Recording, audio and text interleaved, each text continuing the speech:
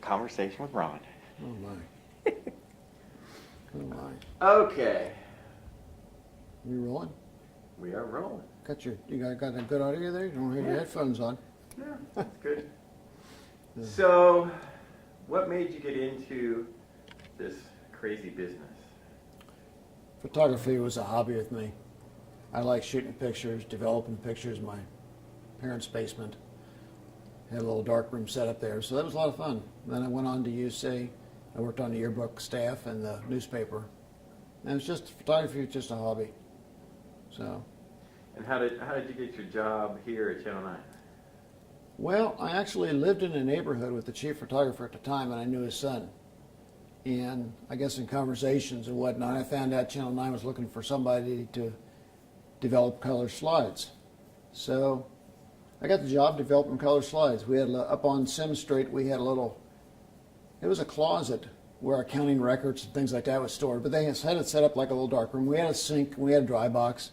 So every day I developed rolls and rolls of color slides and then mounted them in glass for air use on the air.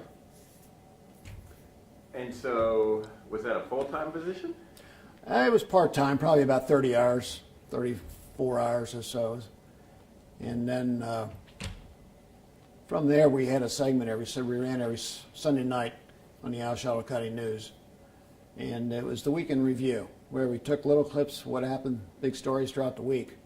And in between each story, we made a little headline up, brief little thing describing the story.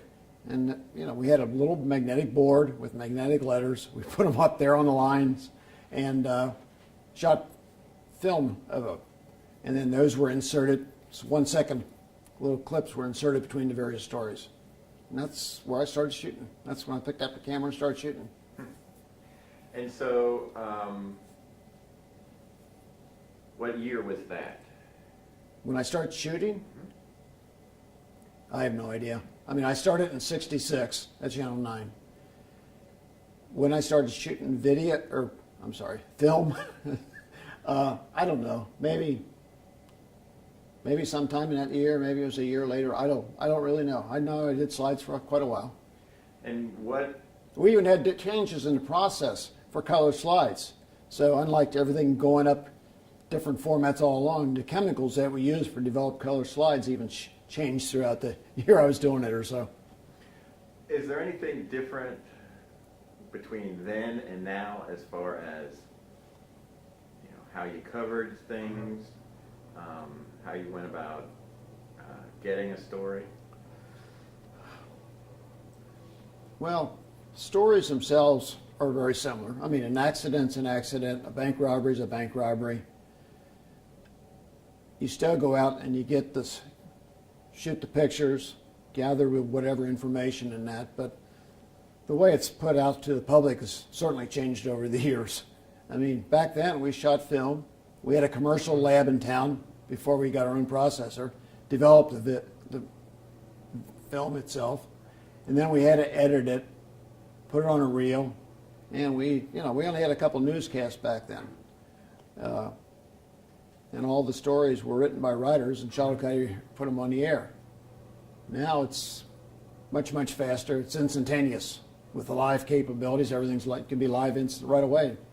As far as getting on the web, we're there again, instantaneously. So things have changed in that regard. A lot of the stories are still the same thing. Same things kind of happen. It's just a different way we present it nowadays.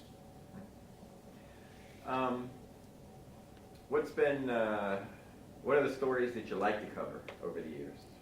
I get asked that a lot, and people ask what's my favorite story I covered, but you know, I don't have such a favorite per se.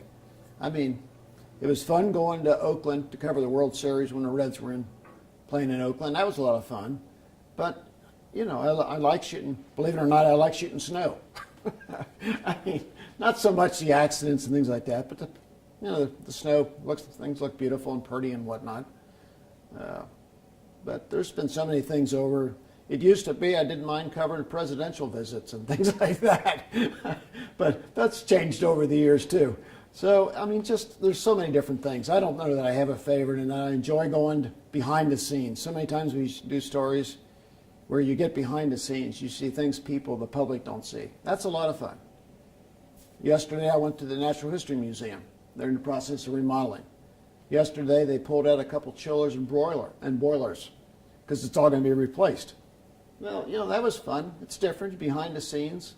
We climbed up on a roof, up a ladder, up to a roof to get some pictures. It's things like that. It's fun. It's different. Every day is different. You never know what you're going to be doing, what you're going to get involved in. You meet so many different people. So that's a lot of the fun parts of the business. How about the history aspect? 50 years, obviously something different every day, but the history from 66 to 2016, a lot of events and change during that time. Well, you're talking about the way... just history in general. All the different presidents, you had the riots. Yeah, I was involved in a number of the riots we've had.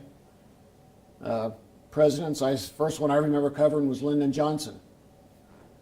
And all of them all the way up since. Either covered their candidates running for the office or as presidents themselves. All the various snowstorms, tornadoes. It was a lot of fun down on Central Avenue when tornado came across the west side of town, and we rolled a camera out. You could see the tornado live, and then doing live at that time was not easy. But we had a studio camera we were able to roll out, and people at home could watch the tornado go by. As soon as it went by Cincinnati, we went up to Xenia and hit up there. Well, I was sending a car and immediately quickly hightailed it up 71 up to Xenia, to where it was a very spooky, eerie. Everything was so pitch black, you couldn't see anything at all. There were no lights, of course. So it's all some of the fun things, I guess, or adventures or history, making events that have happened over the course of time. Did you ever think you would work here 50 years? No. I never thought about it at all. I grew up in Cincinnati. Cincinnati's been my home all along. And, it was a fun job. It was a fun job. And then, time goes by so quickly. Here it is, 50 plus years. And it doesn't seem like it's been that long. So, no, I never thought it'd be here this long. Do you think anybody will ever get to 50 in the future? No. Nowadays, people are always interested quickly in moving on. They get bored. Even in the news business, when things are different, people still get bored. So, no. The days of employees at any job, whether it's TV or any industry or anything else, people aren't going to stay 50 years. It's unheard of. What do you think it says about somebody who can stay at the same place for 50 years? Dedication and... Well, some people might think I have any smarts. I should have given up on this a long time ago. Why did I stay that long? No one ever stays. They look at me like, something wrong with you? But I like to think of it as I'm a caring person, enjoy my work, willing to do better if I can. But you're not going to see 50 plus years anymore from anybody. And this is, for lack of a better term, your second family. Oh, definitely. I've seen so many people come and go. There's a lot of people like you, Terry, that's been with me for 37 of those years. And, Popovich is the same way. He's 37. We got engineer Wayne Cheney also retiring next week. He's got 37 years. So, that's a lot of time to be spending with people. And so, become friends. You help one another out. It's definitely family. What are you going to miss the most? The people. It's the people. I still enjoy going out and doing things, doing the different stories and whatnot. That's still fun. But it's the people. Coming and saying hi to people in a hallway, sitting down with people, and when we have a few minutes and something like that, just chatting a little bit about what's going on in their life, their kids, So many people have seen all their kids like yours grow up. You're up there now in their 20s and 30s, and remember seeing them when they were little. I mean, so it's, you know, it's, I'm going to miss things like that.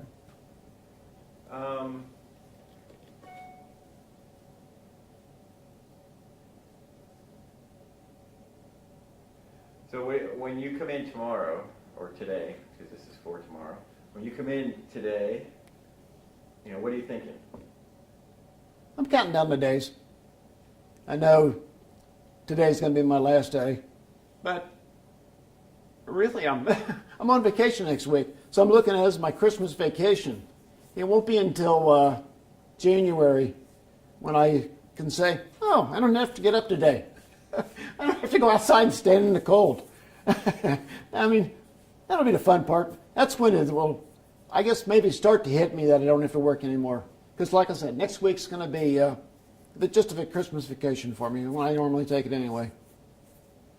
So, I mean, obviously tomorrow, you know, you got on Christmas vacation, you know, you put your stuff in your locker and you're like, oh, I'm back in a week. But now when you finally close that locker. Well, I don't think it's going to, I don't think it's going to affect me. But who knows? I mean, you know, I've been here a long time. Been through 3 buildings, 8 general managers, and I think 12 news directors. So, you know, in that time, that's a long time. That's a lot of people come and gone. But, you know, even though I've been in Scripps at WCPO for 50 plus years, really for working for Scripps Howard goes way back. Because when I was in grade school, I had a newspaper route. It's Post and Time Star, Scripps Howard newspaper. And then after I did that route, I used to collect money, because back then we had to walk door to door and collect the money for the newspaper. I did that. Then I had a job delivering, I had a paper route in downtown Cincinnati, where I used to deliver papers to stores to sell. And at that time, we had people selling the newspapers on the corners. I had a route down there too. So my years with Scripps Howard go a lot more than just a 50 years WCPO. Is there, over your time, is there any one instance that sticks out, you know, any more than any other that, oh, you know, that's one of the things that I remember? No, I don't think so. I mean, back when I started, it was very common to have planes crash on the hillside in Greater Cincinnati at the airport out there. And, you know, back then I was younger, and to think when I'm out there on the hillside out there that, you know, this is a big plane crashing with a lot of people losing their lives. I mean, that affected me more back then than it would now, because I'm so used to it. I've become hardcore to going out and covering things, I guess you'd say. But, I mean, that's something I always remember out there in the plane crashes and going across the hillsides and stuff like that. Same thing with tornadoes. You walk around and see the devastation of the people's homes totally destroyed.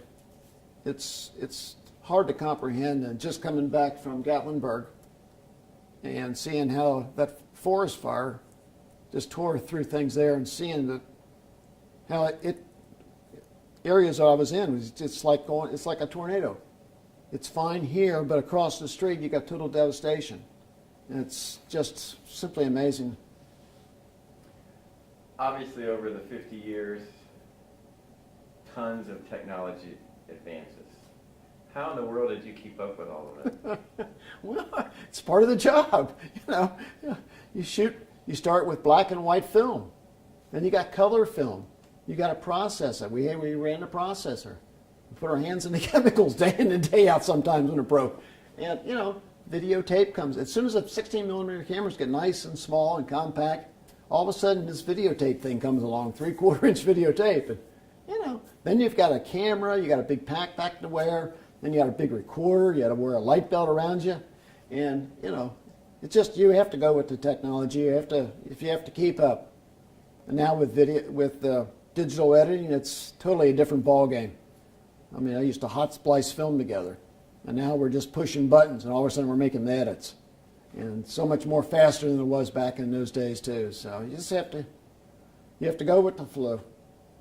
Is there a message for somebody who, who's either starting in the business or, wants to be at a company for a long time? Is there a message you want to give to somebody? Well, I think one of the things that has kept me going for the 50 plus years is at least being in news. Every day is a different day. So when you go home, if you have a bad day and you go home, you just totally forget about it. Start off fresh the next day, come in with a good attitude, a good smile, and get through the day. Then every day is not a bad day. You have a lot of good days, but you just can't hold everything in. You have to just take a day in and day out. And just, when you go home, just pick a place and say, no more talking, thinking about work, and come in fresh, happy, alert, ready to go the next day. So in another, 6 months or whatever, somebody will go, oh, you remember Ron Fischer? What would you want somebody here to tell them about Ron Fischer? Well, I think I'll be just grateful if anybody still remembers my name 6 months from now. But, I like to think of me as being very dedicated to the job, taking care of the equipment, appreciate it, treat it as though you own it when you drive the cars. Just, try to do the best you can. Don't just get by. Try to go above and beyond. Anything I didn't ask you that you want to get out? No, I don't think so. I think you covered things pretty well.